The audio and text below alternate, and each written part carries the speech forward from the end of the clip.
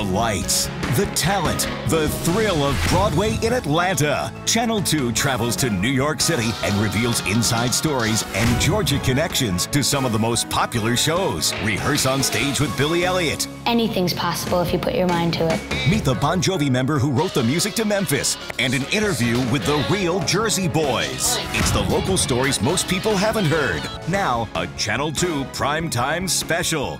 Broadway in Atlanta. From New York City, here's your host, Heather Catlin. Good evening from New York City's Times Square. I'm Heather Catlin. There was a time when you had to come here to see Broadway's award-winning productions, but not anymore. The Broadway in Atlanta series has a show-stopping lineup this season, including 4 Tony winners for Best Musical. We've got your inside backstage look. This is what a Jersey Boys audience sees on stage. Now take a rare look backstage at all the pieces in a complicated musical puzzle. We have a view of the whole stage. Richard Hester is production supervisor for all Jersey Boy productions, including the one you'll see at the Fox Theater. Our show is very cinematic and it moves very quickly.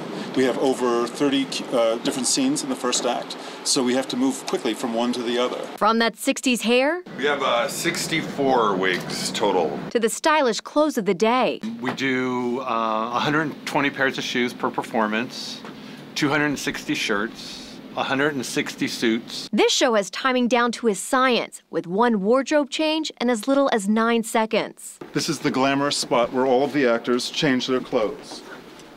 And often they have mere seconds to do it in. Jersey Boys is the real story of 4 regular guys who shot to stardom as the 4 Seasons. Frankie Valli is best known, and Bob Gaudio was the group's main songwriter. Both want audiences to know up front that Jersey Boys is more than just great music. Can't take my eyes off you. The story really set up everything that went down. The music was a very important part of it, and there probably wouldn't have been a show without the music, but the story was so interesting and compelling that I think that's what really did it. The 2 men who wrote the Jersey Boys book or script agree the story is compelling. They wondered why many 4 Seasons fans didn't know that story. And they said, well, we were never written about because we didn't have exotic accents, we didn't have long hair, we didn't have any glamour quotient. We were not from across the ocean, we were from across the river. Frankie and the other founding members grew up in blue-collar New Jersey. Some had criminal connections, but all dreamed of something bigger and better. The story is so strong, there's so many moments, so much emotion here, that is what keeps people coming back. Getting 162 in the hole. Oh, you think it's easy running a group, dealing with the club owners, the managers, the record companies. Well, I took care of it. Me, sit down. The writing team said one challenge was dealing with real characters, and at first, they weren't sure the show would ever hit the stage. You know, like the dinner date that you make, in November for the following April, you think, all right, let's do it, it'll never happen. And then on the weekends, we started to work on it, and then it sort of drew us in. The hit songs draw many fans to the theater. But what's it like for the real 4 Seasons to see themselves on stage? You can't expect that everybody that plays Bob or Nick or Tom or me is going to be exactly the same. But that's the charm of it, is the fact that there's something about them that is also in it. And it's from their point of view. And Frankie says theater people are special. They do something extraordinary. I know from my own experience as a performer, it's really tough to get out there and be cutting edge every single night. The 4 Seasons were cutting edge long before boy bands were cool. Now Jersey Boys is bringing their story and sound to a whole new generation.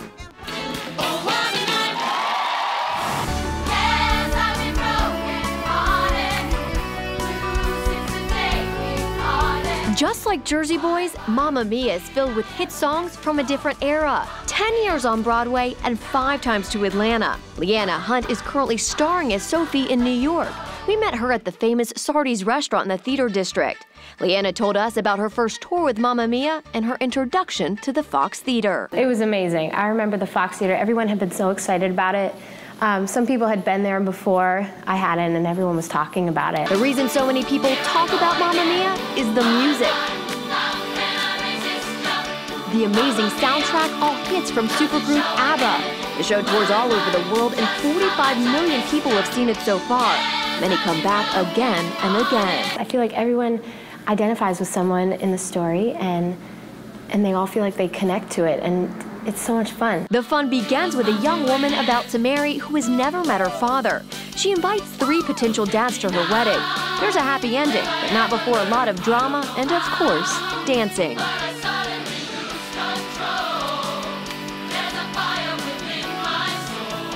Those who have been with the show from the start have seen it change with the times. But 10 years ago, no one knew what to expect. When we started first rehearsing Mamma Mia in New York was when 9/11 happened. And it was tough to figure out why you would sing and dance when such a life-altering event had happened. Janet says the show seemed to actually help the city begin to heal and smile. She thinks audiences keep coming back for a similar reason. I think now, particularly, people are really interested in comfort and happiness and a good ending. They don't need to have a message drilled in. Whatever message you take away from Mamma Mia, there's no doubt you'll have a good time. And so does everyone on stage. I have so much fun doing it, and I've been doing it for a little over 2 years now, I think, yeah. And I'm not tired of it. I have so much fun.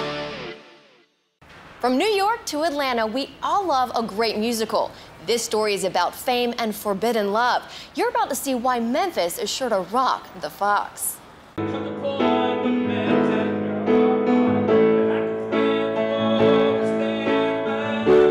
Reason 1, the composer is a bona fide rock star. For decades, David Bryan has made a pretty good living with his other gig as an original member of Bon Jovi. No, I didn't grow up on musical theater. I mean, being a good Jewish boy from Edison, New Jersey, I saw Fiddler on the Roof, because you have to. That's part of your bar mitzvah. You have to go into New York and see it. We met David Bryan at New York's famed Avatar Studios. The Rolling Stones, Bruce Springsteen, and Sting are just a few of the others who've made musical history here. Bryan says in 1990, when Bon Jovi was taking a break, his publisher came up with an interesting idea. And he goes, "What about musicals?" I went, "What are they?" He goes, "I can get you 23 songs covered 8 times a week." I went, "I'm interested." His interest eventually led to a Tony Award-winning score from Memphis. It's a fun show, and it's an important show, and it has so many, without finger pointing to people to go, you know, this is bad, racism is bad. Memphis is set in the underground dance clubs of the 1950s. The story revolves around a white DJ and a black club singer who fall in love. Atlanta is one of the cities selected for this Best Musical's first ever national tour. And I really hope that once the audience leaves, they take with them a wonderful feeling of a great story being told, a great piece of history being told, and they go out and they tell it to someone else, and that person tells it to someone else, and also that we keep the Broadway community alive. And we keep people coming back to see live theater. Jermaine performs 8 times a week at Broadway's Schubert Theater. He's a South Carolina native who once considered a very different career. My childhood dream was to be a lawyer. And in high school, I was given a dare by a friend to take a dance class once, and I took it and fell in love with it. Audiences are falling in love with the Memphis sound, just as David Bryan did many years ago. One of my first bands that I played with John was when we were 17. We had a 10-piece band, and we had a horn section, and we played those songs, Hold On, I'm Coming, Knock on Wood, all that stuff. So I played that for, you know, $3 a night for a couple of years, and that stuff just really embedded into my brain. I knew, when I read the script, what you see on stage, I heard. I knew exactly what it should be. And 20 years later, audiences in Atlanta and around the country will get to see and hear it too.